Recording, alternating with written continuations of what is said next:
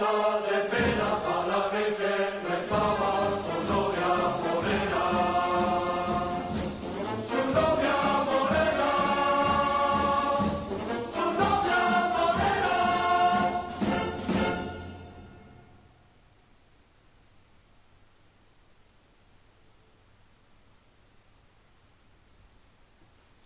a todos, hola a todas, bienvenidos una vez más a Historiador al Rescate.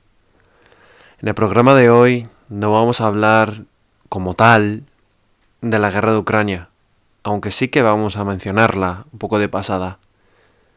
Prometo a lo largo de esta semana sacar un huequito para dedicar un podcast a la situación de Ucrania, últimas novedades. Pero hoy quería de verdad hablar de algo que creo que es realmente fundamental. Hace unos días, en España, estallaba la noticia de que el gobierno español, el gobierno de Pedro Sánchez, reconocía el Sáhara español, sí. Se llamaba Sáhara español porque hasta el 75 ha sido español y de hecho la Organización de las Naciones Unidas reconoce que de jure, de forma legal, España todavía tiene la responsabilidad de ese territorio y que España todavía es dueña del Sáhara español. Pero en cualquier caso, el gobierno español reconocía que el modelo o el camino más viable era que el Sáhara fuese una parte, ¿no?, autonómica de Marruecos. A partir de aquí, la embajadora marroquí en Madrid regresa, Marruecos anuncia rápidamente la buena nueva, sobre todo para ellos, por supuesto, y estalla el caos.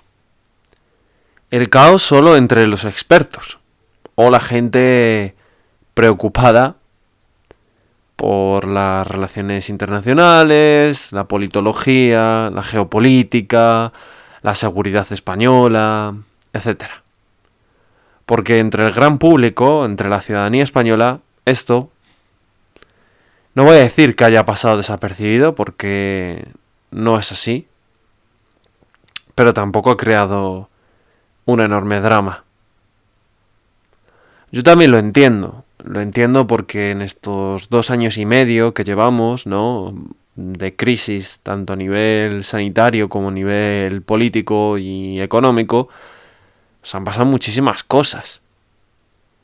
Y entiendo que la preocupación del españolito de a pie sea el poder llegar a fin de mes, que cada vez es mucho más difícil, teniendo en cuenta la subida de impuestos del señor Sánchez y teniendo en cuenta la subida del precio de la luz, que llevamos ya 1 año y medio con precios de la luz desorbitados, y ahora nuestro querido presidente ha empezado a afirmar que es como consecuencia del estallido de la guerra de Ucrania, obviamente una falacia.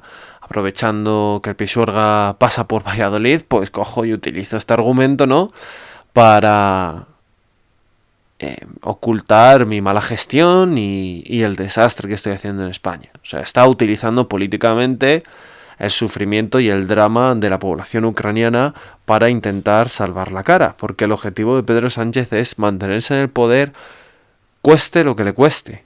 Y si para ello tiene que destruir a nuestro país, lo hará.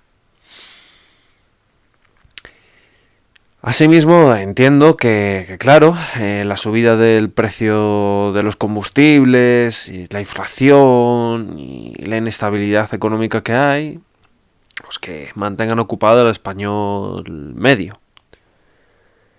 Y además a esto hay que sumarle que España, pues, es un país donde no hay una cultura de la política exterior, la gente no tiene una preocupación excesiva, y en verdad miramos más hacia adentro que hacia afuera. Y esto es un error.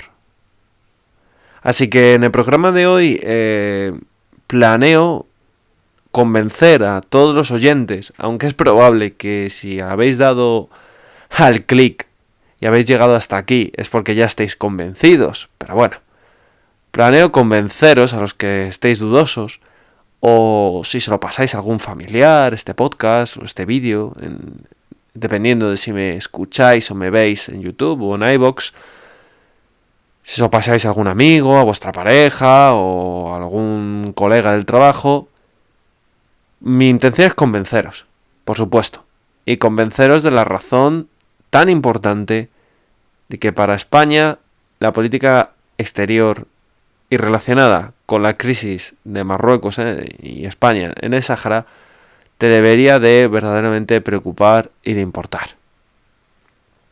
Cuando estalló la guerra de Ucrania, yo comencé en el primer podcast, yo no me lo esperaba que estallase la guerra. No me lo esperaba. Llevo mucho tiempo tratando el conflicto de Ucrania y Rusia y tenía a Putin por un excelente Maquiavelo.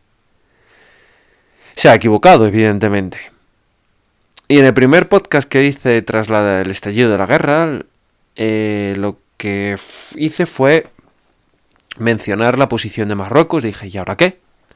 ¿Qué va a hacer Marruecos con España? Porque obviamente lo que ocurre en una parte del mundo tan cercana a España como es Ucrania, dentro de Europa, pues va a tener una repercusión en el panorama pues, español y europeo, sobre todo cuando Marruecos tiene un contencioso prácticamente abierto con España, con el tema del Sáhara, o al menos tenía, y sobre todo con las reclamaciones de Ceuta y Melilla.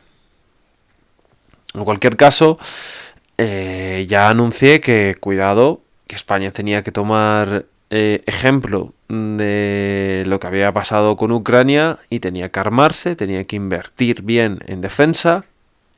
Y justo nada más decir esto, pues al día o 2 días después, tenemos que Scholz, el canciller alemán, anunció que iba a invertir una enorme cantidad de dinero en armamento. Gran Bretaña se rearma, Francia se rearma, todas las principales naciones europeas se están rearmando.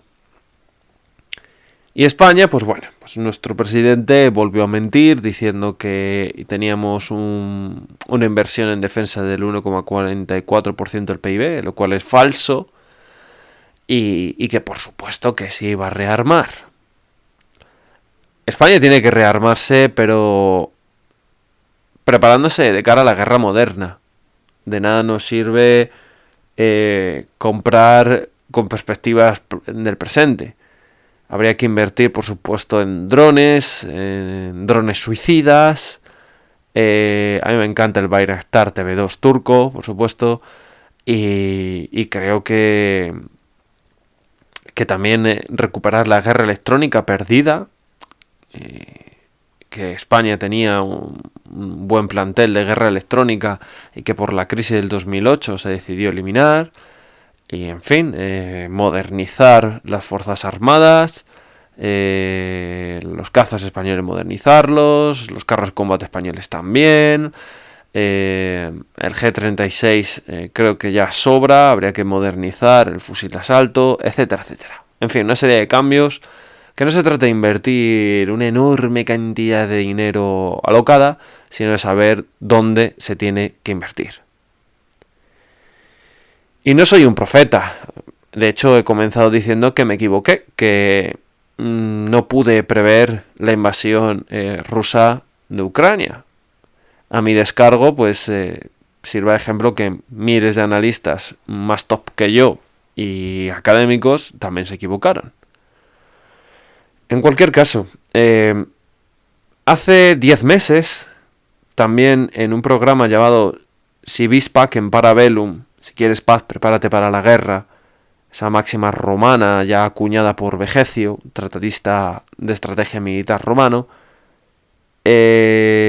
llamado La crisis de Ceuta, ¿no? Si vis pacem para bellum, la crisis de Ceuta, lo tenéis en iVoox y en YouTube, hace 10 meses, justo, hice un especial hablando de los más de 5.000 inmigrantes que asaltaron el territorio ceutí, como respuesta de Marruecos por el tremendo error de España a la hora de acoger al jefe del Frente Polisario. El Frente Polisario sería una organización del cual podemos decir que tiene un perfil terrorista, aunque no todo el mundo esté de acuerdo conmigo, para no herir sensibilidades, digamos que son paramilitares, por así decirlo, los cuales buscan la lucha del Sáhara frente a Marruecos. ¿Por qué les he llamado terroristas? Bueno, pues porque durante buena parte de la posesión, cuando el Sáhara era español, pues verdaderamente llevaron a cabo asesinatos de pescadores canarios y de personal español que estaba allí en el Sáhara, secuestros, asesinatos, etcétera. Y se comportaban como terroristas. ¿Por qué? Porque lo que querían era un referéndum. Algo que España, pues al final acabó comprometiéndose. Sin embargo, tenemos que la Marcha Verde, esa ocupación masiva de civiles marroquíes sobre territorio español en el Sáhara, pues precipitó las cosas. Esta Marcha Verde tuvo lugar, sobre todo porque Franco se estaba muriendo y el sucesor de Franco, Juan Carlos I, cobardemente decidió abandonar al pueblo saharaui con sus DNIs españoles y pasaportes españoles, ¿vale? Y bueno, pues coger y dar el territorio a Marruecos. Y no, señor, se tenía que haber hecho un referéndum que no se hizo, para preguntar la voluntad del pueblo del Sáhara. Así que ahí España actuó tremendamente de una manera desleal, se quitó la patata caliente porque no quería ir a la guerra con Marruecos. Y Marruecos desde luego se apuntó un tanto tremendo. Vemos que desde los años 70 prácticamente Marruecos ha llevado a cabo esa política, ¿no?, de guerra híbrida que ahora está tan de moda, que se puso sobre todo de moda después de la ocupación rusa de Crimea en el 2014, pero que en verdad siempre ha existido. Y, por ejemplo, fue evidentemente una jugada maestra el mandar niños, ancianos, mujeres a ocupar, ¿no?, la Marcha Verde, el territorio español del Sáhara, porque obviamente si los legionarios españoles hubiesen abierto fuego, imaginaros la mala prensa, ¿no? Pero es algo que verdaderamente pues deberían de haber hecho, porque pensar que estaban ocupando un territorio que era español, una invasión. Y a Marruecos, como es una dictadura, no hay que negarlo, es así, es una maldita dictadura, pues Marruecos no le importa la vida de la gente y no le importa vulnerar los derechos humanos. De hecho, lo hemos estado viendo. Os he dicho que el año pasado, en mayo de 2021, lanzan a miles de niños, a miles de jóvenes, a la invasión de Ceuta, diciéndoles que se encontraba en Ceuta Lionel Messi, por aquel entonces todavía futbolista del Fútbol Club Barcelona, o Cristiano Ronaldo. Y aprovechándose de la desesperación de la gente que quiere abandonar ese país, pues evidentemente marchan de forma masiva a Ceuta y muchos de hecho se ahogarán en el proceso. Entonces, claro, utiliza a estas personas llevando a cabo, ¿no?, esa guerra híbrida, que no es una declaración de guerra simétrica, la cual pues saben los marroquíes que les perjudicaría, porque obviamente España pues está en la OTAN, está en estructuras internacionales como la Unión Europea, y bueno, pues obviamente económicamente no le interesa a Marruecos, ¿no? No por miedo a que la pueda perder la guerra, sino porque, como estamos viendo con Rusia, Rusia está aislada internacionalmente. Aunque bueno, yo también os digo que ya sabéis que Ceuta y Melilla no están reconocidas por la OTAN.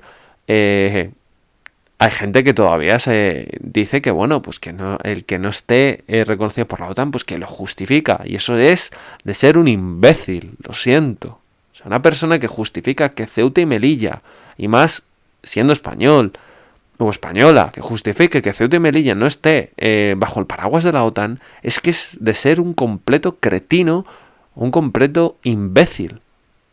Porque es, por así decirlo, interiorizar la propaganda marroquí de una rendición estratégica, que es lo que ha hecho Pedro Sánchez, y ahora lo vamos a analizar. Os estoy contando un poco la cronología. ¿Por qué? ¿Qué es esto de la rendición estratégica? Rendición estratégica consiste en, bueno, Ceuta y Melilla, pues al fin y al cabo, están en el norte de África, eso pues geográficamente no es España, pues nada, se lo damos a los marroquíes. O vamos a perder vidas de españoles allí. Y eso en el subconsciente, en miles de españoles, sigue existiendo. Y Marruecos lo sabe. Lo sabe. Sabe cuáles son la fragmentación interna en España, sabe cuáles son las problemáticas de nuestra sociedad y nos sabe débiles. Y por eso, junto con una aguda diplomacia marroquí, junto con un excelente uso de la guerra híbrida, como estamos viendo, excelente y a la vez descarnado, por supuesto, ¿vale? Se aprovecha de las debilidades y de las peculiaridades de España. Asimismo, invirtiendo en un importante lobby marroquí que hace valer la posición de Marruecos como un fiel aliado en Washington, ¿no?, de Estados Unidos. Tiene un lobby muy desarrollado de Marruecos en Washington, D.C.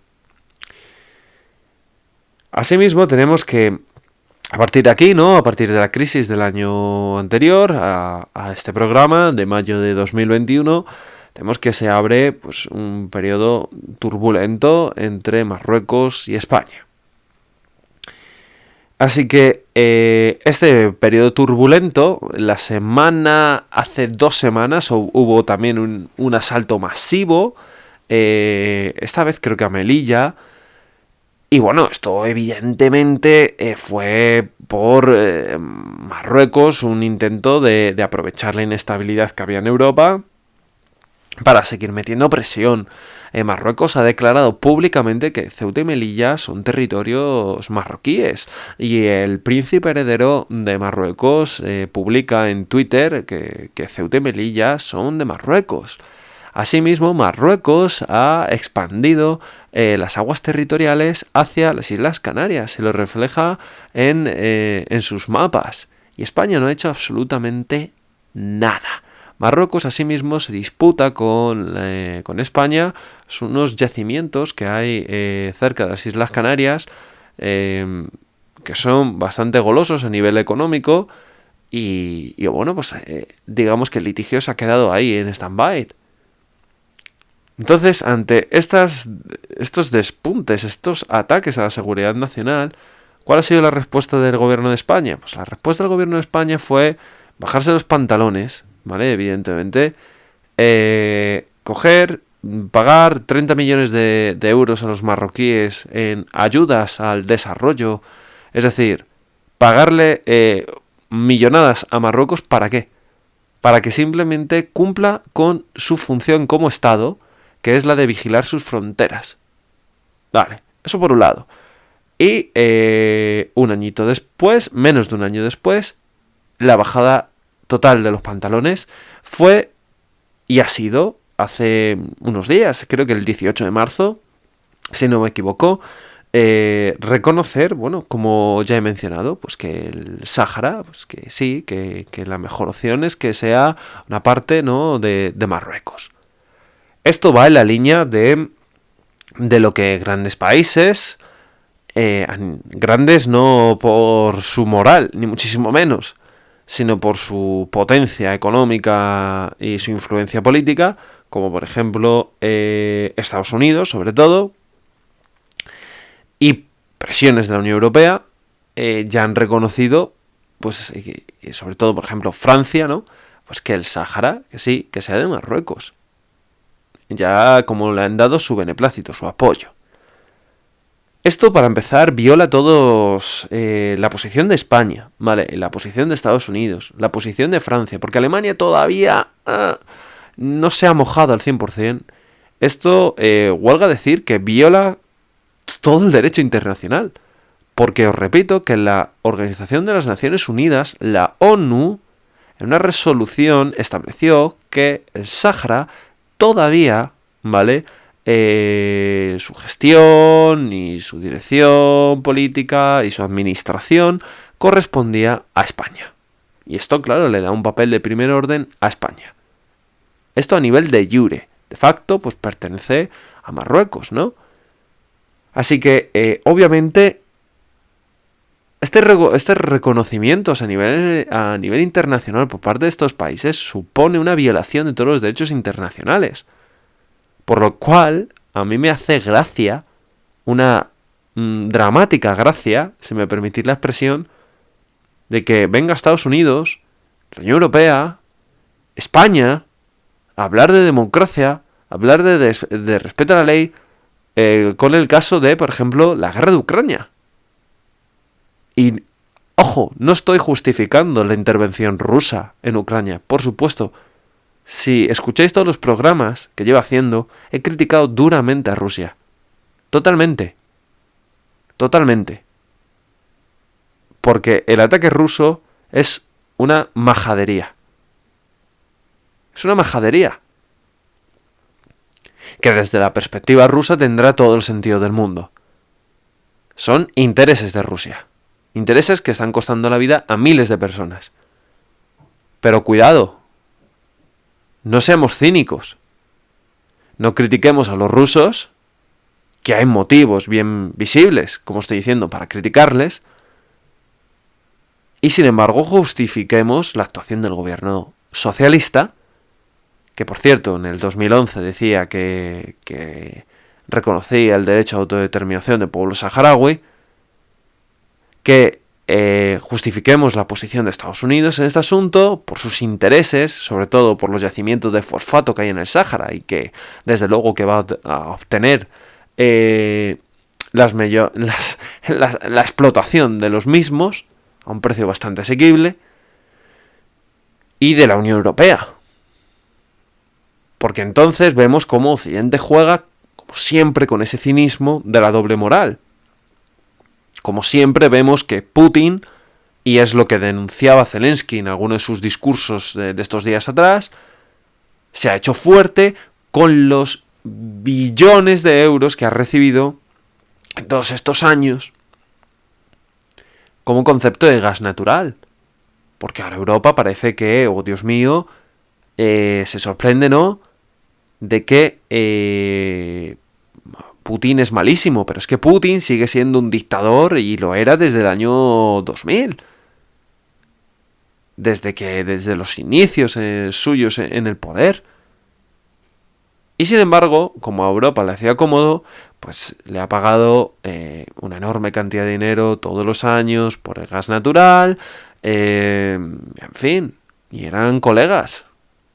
Y la situación de Ucrania lleva así desde el 2014 y nadie ha hecho nada. Nadie ha hecho nada. Y la situación del pueblo saharaui de indefensión lleva pues desde el año 75, prácticamente, hasta la actualidad. Con un Marruecos cometiendo delitos contra los derechos humanos, asesinando al pueblo saharaui, que se ve pues destinado a vivir en campamentos de refugiados, en condiciones de miseria. Y nadie dice nada, tampoco. Y Estados Unidos avala esta situación y por supuesto España y el partido del talante, de la democracia, del progresismo, de lo políticamente correcto, avala esta situación. La respalda. ¿Y por qué la respalda? Pues bueno, como el propio Miquel Iceta dijo hace 2-3 días en su cuenta de Twitter, pues que el gobierno se ha visto casi que obligado a esta situación para que de esta manera obligara a Marruecos que cese, ¿no?, con sus reivindicaciones sobre Canarias, Ceuta y Melilla. Pero vamos a ver, cretino, o es decir, supuestamente cretino, para que no me denuncien, disculpar, ¿cómo es posible que un ministro de Cultura y Deporte afirme tal cosa? Es que me estoy controlando para no decir insultos. No se entiende. Vamos a ver, Canarias, Ceuta y Melilla son territorios españoles. Pero muchísimos siglos atrás, antes de que Marruecos existiese como Estado. Porque Marruecos existe como Estado en el siglo pasado. Entonces, tú no tienes que ceder ante una potencia porque reivindica Ceuta y Melilla o Canarias, que son territorios tuyos. Tú tienes que defenderlos. Y si te da miedo porque Marruecos ves que se está armando, ya que tiene una carrera armamentística con Argelia. Argelia es el país que es enemigo de Marruecos y son vecinos, y el que, por cierto, como consecuencia de este error del gobierno de reconocimiento del Sáhara, ya ha llamado a su embajador a consultas, ¿vale? Y es la principal fuente gasística que recibe España en un momento de crisis internacional, sobre todo de cara a la guerra de Ucrania y Rusia. Y de crisis energética, como vemos. No ha podido elegir mejor momento. Entonces tú defiendes esos territorios porque son tuyos, pero tú no negocias con alguien que te está amenazando con quitártelos o con decir que son suyos. ¿Pero esto qué es? Y si te da miedito porque Estados Unidos está vendiendo armamento a mansalva a Marruecos, prepárate para la guerra, como se llamaba mi vídeo de hace prácticamente un año. Ten un ejército que sea lo suficientemente potente para disuadir al enemigo. No cedas. ¿Por qué? Porque para empezar, si España cede, como ha ocurrido, que hay imbéciles que todavía piensan que esto es un éxito y que ya se van a acabar todos los males de España de cara con Marruecos, ¿cómo se puede ser tan cretino, por favor? Para empezar, de forma tácita reconoce y casi que sí, que autoriza los acontecimientos del 75, de la Marcha Verde, que es una vergüenza a nivel nacional. En segundo, ya os he dicho, abre una crisis con Argelia, que es nuestro principal suministrador de gas natural, en un momento súper oportuno. Tercero, está demostrando a Marruecos claramente que su política de agresión, su política de guerra híbrida funciona y que no se va a enfrentar a un Estado español firme y unido que le vaya a contestar ante estas provocaciones y ante estos actos de invasión fronterizos en Ceuta y Melilla y ante esta violación de las aguas internacionales de Canarias y el envío masivo de inmigrantes a Canarias, que por cierto, el PSOE decía que era pobres inmigrantes, el racismo de Vox, el fascismo de Vox, que me acuerdo el año pasado, cuando Santiago Abascal fue a Ceuta y le empezaron a decir que era un facha, que era un fascista, que se aprovechaba de una crisis de inmigrantes. Y no, fue un acto de guerra. Claramente. Pero el buenismo estúpido de la propaganda política hace que esta gente no quiera ver. O si ven, mantengan su mentira para no perder votos. Así que de esta manera estamos reforzando este comportamiento a Marruecos. Siguiente. Obviamente, pensamos que cediendo este chantaje van a parar. Marruecos en ningún momento ha dicho, ok, a cambio, reconocemos que Ceuta y Melilla son españolas y las Islas Canarias también, lo sentimos España y se acabó. Nos pretenden vender a un Marruecos como un socio amable y paciente, y no es así.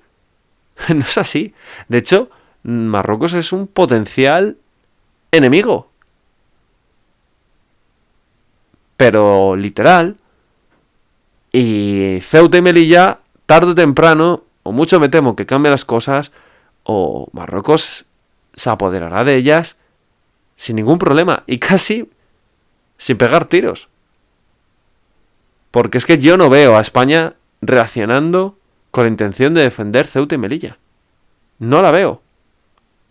No la veo capaz. Porque no tiene un plan estratégico de seguridad nacional a 20, 30, 40 años. Entonces, esto es muy sencillo. Voy a poner un ejemplo que todo el mundo lo va a entender. ¿Qué motivos tiene Marruecos para no continuar así, si le está saliendo bien? Y tiene el apoyo de Estados Unidos. Unos Estados Unidos que no hacen ni puñetero caso a España, no me extraña. Viendo que hay comunistas en el gobierno. Imaginaros que estáis en un colegio y viene un abusón. Y te coge y te empieza a golpear y te roba la merienda. Y además te amenaza, diciendo que si al día siguiente no traes un bocadillo, te va a pegar. Tú tienes varias opciones. Imaginaros que vuestra escuela pues es una escuela que es mala, ¿vale? Y los profesores pasan. Entonces tienes la opción de ir a los profesores, pero los profesores en este caso sería la Unión Europea, ¿no? Estados Unidos, pero sabes que, bueno, pues que les caes mal por lo que sea y que no te van a hacer mucho caso. O tienes la opción de tejer alianzas con otros compañeros, o de apuntarte a un gimnasio de artes marciales, pregonarlo por clase para que el abusón sepa que eres susceptible de pegarle tú también y mantenerte en una posición firme. Pues España es ese chiquillo asustado que lo está pasando mal, ¿vale? Y con este ejemplo evidentemente no justifico el bullying, ni muchísimo menos. Que sé que hay mucho Flanders ofendidito que lo va a decir en los comentarios. Pero es un ejemplo creo que muy ilustrativo. España es ese chiquillo asustado que está solito porque no sabe hacia dónde ir y que cede ante el matón, que es Marruecos, con la esperanza, casi con la fe, de que pare ya de meterse con él y que no le pida más bocadillos, que en este caso sería Ceuta y Melilla y las Islas Canarias. ¿Vosotros de verdad creéis que esto va a funcionar? ¿Vosotros de verdad creéis que en caso de una guerra la Unión Europea se va a meter? ¿Creéis que Estados Unidos se va a meter? ¿Creéis que la OTAN se va a meter? No. Claro que no.